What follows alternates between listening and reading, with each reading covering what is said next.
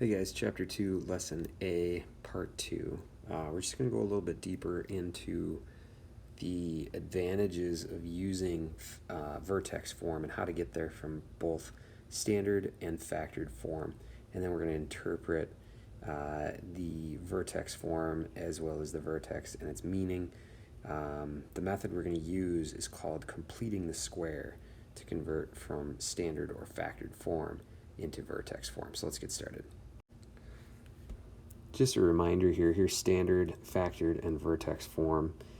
Typically, how you'll see this work is if you have a function in standard form, you're going to be able to convert it using completing the square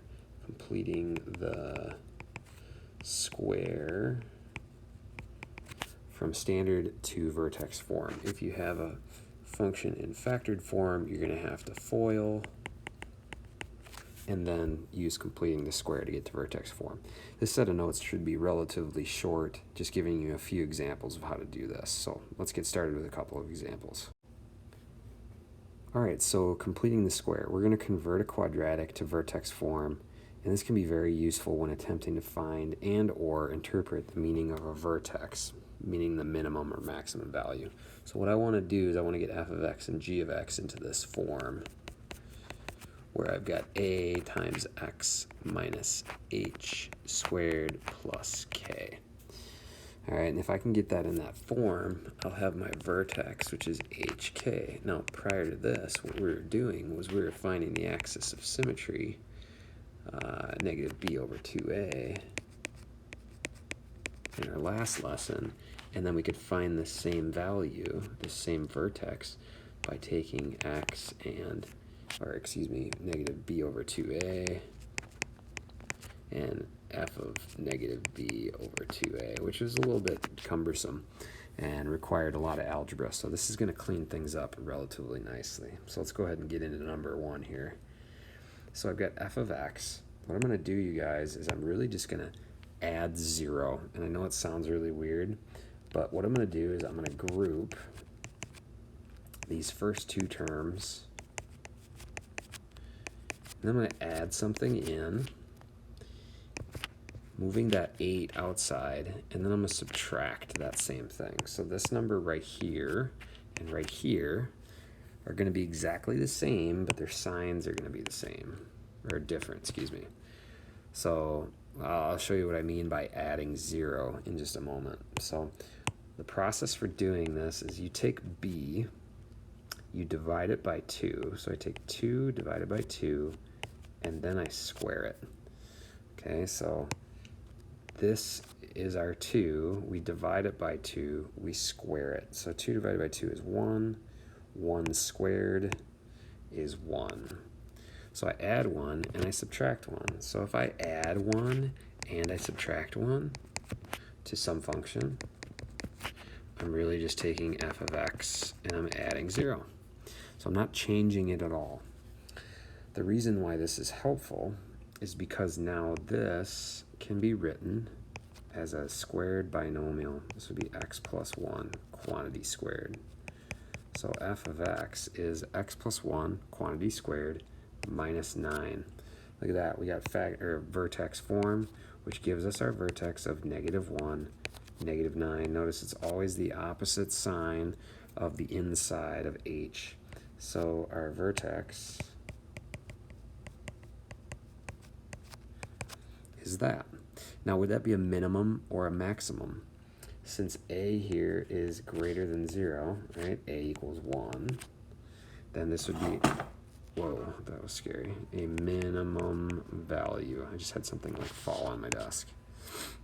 Okay, very good. Let's try another example, g of x. Okay, g of x. Now, if you ever have a negative out in front, first of all, we know it will open downward, so a is less than 0, a being negative 1.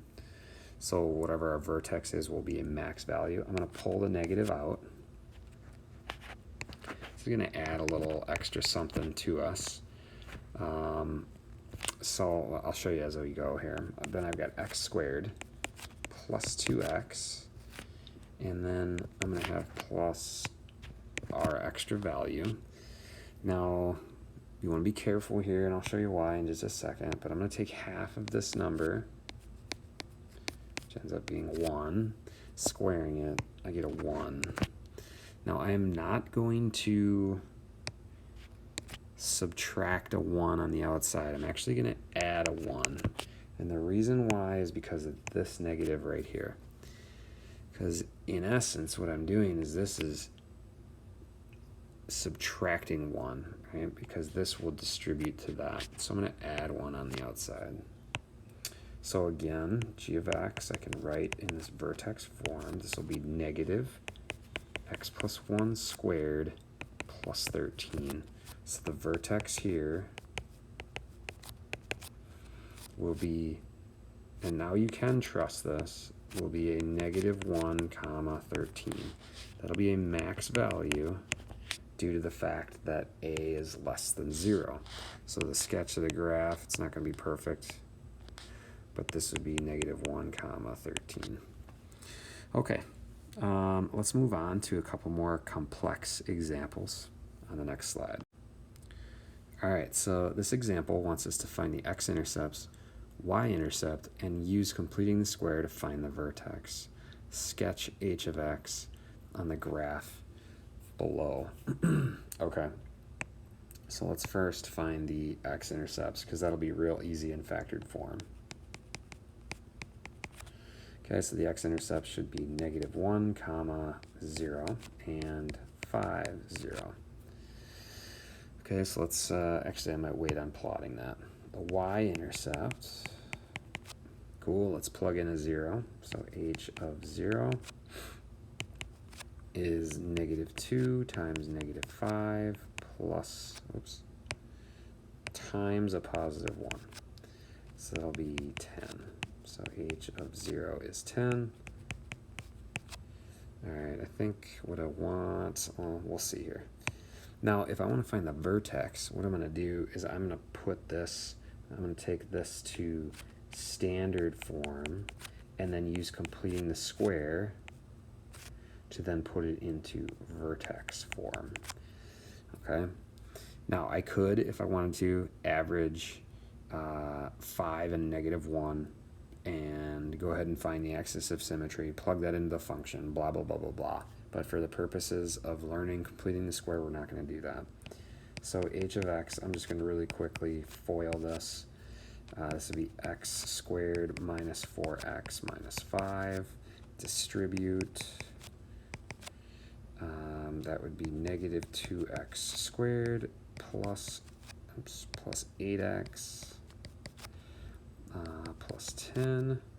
And now we can do some completing the square stuff. So I'm going to take a negative 2 just out of the first two terms. Okay, I didn't do that with the 10. I'm just leaving the 10 all alone. I'm going to complete the square, being very careful here, because I'm going to have to multiply this thing by a positive 2. Okay, since this is a negative 2, this has to be a positive 2. So let's take half of negative 4, which is negative 2, and square it. Okay, so that would be negative 1 squared. Oops, I'm sorry. I almost screwed that up. Wow, okay. I'm going to take that, divide it by 2, square it. There we go. Okay, so that would be a 4. That would be negative 2 squared, which is 4. So this would be 4 as well. So now we can write this in vertex form, which would be negative 2. This will be an x minus 2 squared, right? Because negative 2 times negative 2 is 4. Negative 2 plus negative 2 is negative 4. And then we're going to add 18. Oh, gosh. Okay. So our vertex, the reason I say that is because our vertex is way up and outside our graph. But we can handle it. We'll just rescale it. Okay? So I'm going to go with negative 1, 0 for my my x-intercepts, 5, 0. Okay, y-intercept, 0, 10. And vertex 218. Let's put the axis. Oops, I wanted black there. 218. So here's my axis of symmetry of x equals 2. I'm going to go ahead and put my vertex weight up here at 218. And I guess we'll do a yellow graph. It's going to be kind of gross looking, but that's okay. And honestly, the examples that I'll have you do in the homework will be much cleaner than this, but that would be a general graph of that function. Notice how a is -2, so the graph opens downward. X-intercepts are given, y-intercept is given and labeled, and so is the vertex. All right, I got one more slide for you. We'll get into that, and then that'll be it for this lesson. Okay, so a little application here in example 3. The height of a football that is punted in feet is approximated by y of x, where x is the horizontal distance in feet from where the ball was punted, given to us here. So a quadratic. It makes sense, guys, as I look at this quadratic, that the value for a is negative, meaning that the path of the football is going to be opening downward, right? So the quadratic will look somewhat like this, right? So punted from a height of 1.5 feet. It would make sense that gravity would take over, and of course we'd have a max value or a max height of x comma f of x or y of x or whatever, right? So apparently I wanted to put a t in there. That should be y of x. It says, how high is the football when it was punted? Well, we know that that's going to be our y-intercept. So that's y at distance from punt 0, which would be 1.5 feet. It says, what is the maximum height? Okay, so what I would do here is I likely would not put this into vertex form. It's going to be so, it's going to be annoying. So what I would do is I would probably do this on my calculator.